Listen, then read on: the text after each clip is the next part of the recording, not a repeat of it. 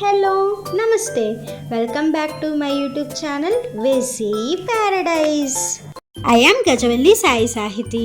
ఈరోజు స్పెషల్ పానీపూరి బజ్జీ. ఏంటి ఈ వంట ఇంత క్రేజీగా ఉందనుకుంటున్నారా? టేస్ట్ విషయానికి వస్తే సూపర్గా ఎంజాయ్ చేస్తారు. మరి ఈ వింత రెసిపీ ఎలా చేసుకోవాలో చూసేద్దామా? Let's begin the recipe process. First ఒక బౌల్ తీసుకొని అందులో 1 కప్పు వరకు శనగపిండి తీసుకోండి.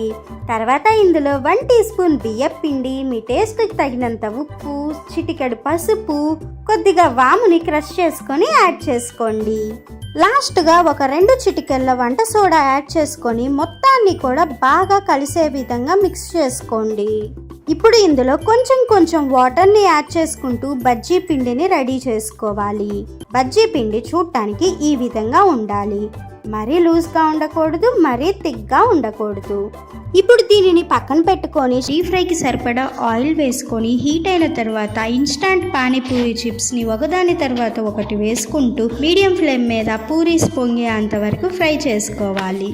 ఇలా రెడీ అయిన పూరీస్ని పక్కన పెట్టుకొని స్టఫింగ్ కోసం 1 కప్పు పచ్చి బఠానీలు 8 నుంచి 10 గంటలు నానబెట్టుకోవాలి.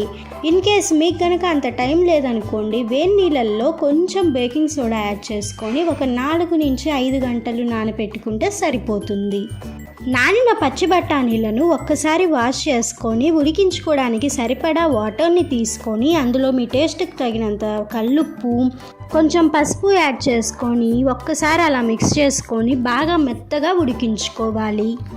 అలాగే 2 మీడియం సైజు బంగాళదుంపలు తీసుకొని ఈ విధంగా కట్ చేసుకొని అందులో కూడా కొంచెం కల్లుప్పు, కొంచెం పసుపు యాడ్ చేసుకొని వీటిని కూడా మెత్తగా ఉడికించుకోవాలి.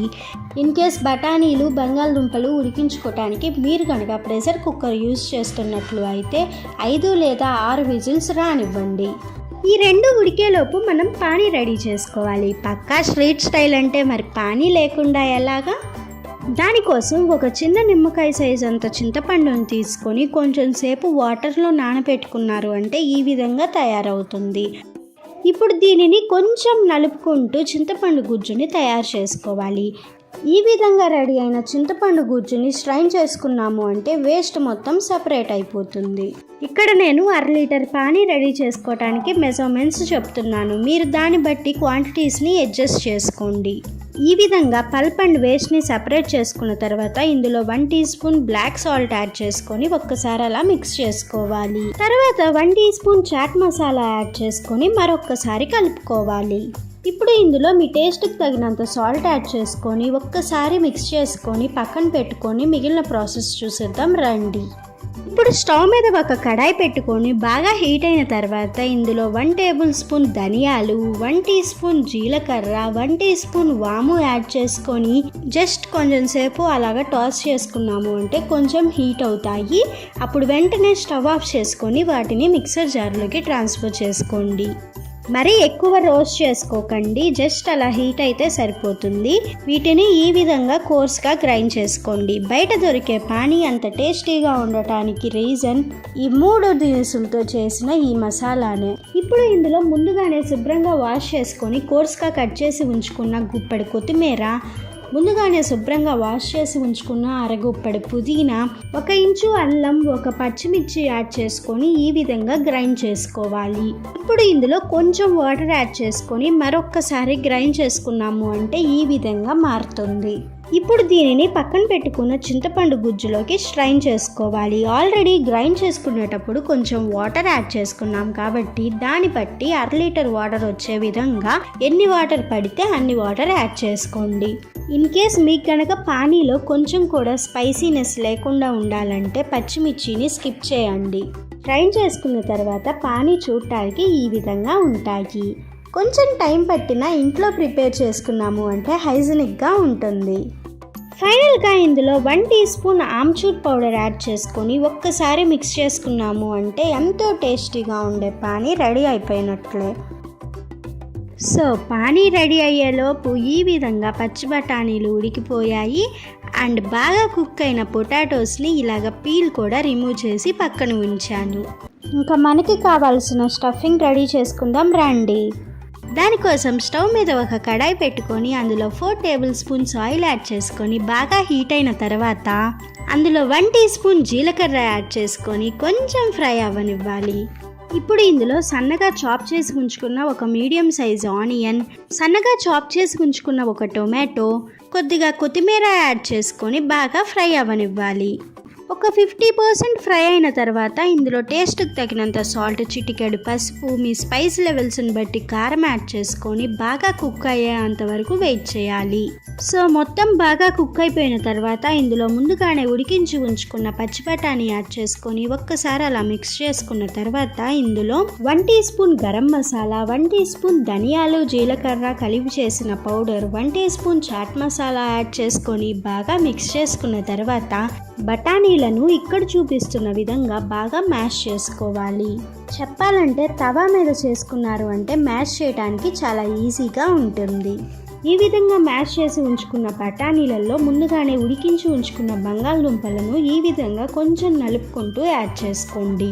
ఇప్పుడు మొత్తాన్ని కూడా బాగా కలుపుకొని లో ఫ్లేమ్ మీద 1 మినిట్ ఫ్రై చేసుకోవాలి. తర్వాత ఈ విధంగా మరొకసారి మ్యాష్ చేసుకోవాలి. ఇప్పుడు ఇందులో ముందుగానే రెడీ చేసి ఉంచుకున్న ఒక 100 ml పానీ యాడ్ చేసుకొని మళ్ళీ మ్యాష్ చేసుకోవాలి. మనం ఎంత బాగా మ్యాష్ చేసుకుంటే అంత టేస్టీగా వస్తుంది. ఒక 2 మినిట్స్ అలా మ్యాష్ చేసుకున్న తర్వాత 1 మినిట్ మీడియం ఫ్లేమ్ మీద వదిలేయాలి. తర్వాత ఇందులో 150 ml పానీ యాడ్ చేసుకొని ఒక్కసారి మిక్స్ చేసుకొని బాగా దగ్గరికి వచ్చేంత వరకు వెయిట్ చేయాలి. మధ్య మధ్యలో మ్యాష్ చేసుకోవాలని మాత్రం మర్చిపోకండి. దీనిని రెడీ చేసుకోవటానికి 1/2 లీటర్ పానీ పడతాయి. ప్రిపేర్ చేసుకోవటానికి కొంచెం టైం ఎక్కువే పడుతుంది. ఓపిక్గా ప్రిపేర్ చేసుకోవాలి. ఎగ్జాక్ట్గా బయట దొరికే టేస్ట్లోనే ప్రిపేర్ చేసుకోవాలంటే ఆ మాత్రం టైం పడుతుంది. కొంచెం సేపటికి మనకి కావాల్సిన కరెక్ట్ కన్సిస్టెన్సీలో రగడ రెడీ అయిపోతుంది. మీకు గనక థిక్గా కావాలనుకుంటే ఇంకొంచెం సేపు ఉడకనివ్వండి. ఇంకా మనకి కావాల్సినవన్నీ రెడీగా ఉన్నాయి కాబట్టి ఫ్రై చేసుకున్న పూరీని తీసుకొని ఈ విధంగా హోల్ చేసుకొని ప్రిపేర్ చేసుకున్న స్టఫింగ్తో పూరీని ఫిల్ చేసుకోవాలి. ఈ విధంగా వీలైనంత ఎక్కువ స్టఫింగ్ని పెట్టుకోండి.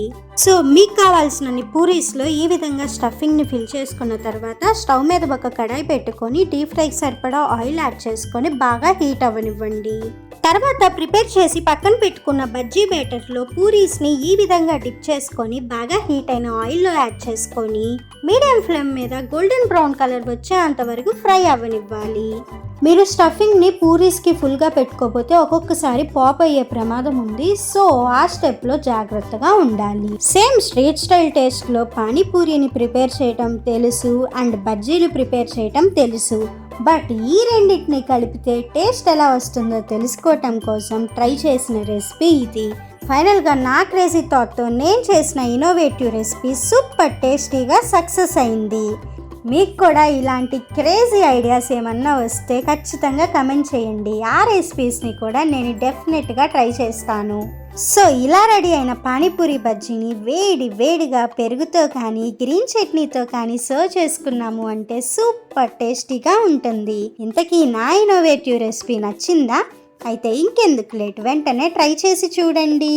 Stay tuned for more interesting recipes. Please do watch, like, share, comment and subscribe to my YouTube channel. Thank you for watching. Bye bye.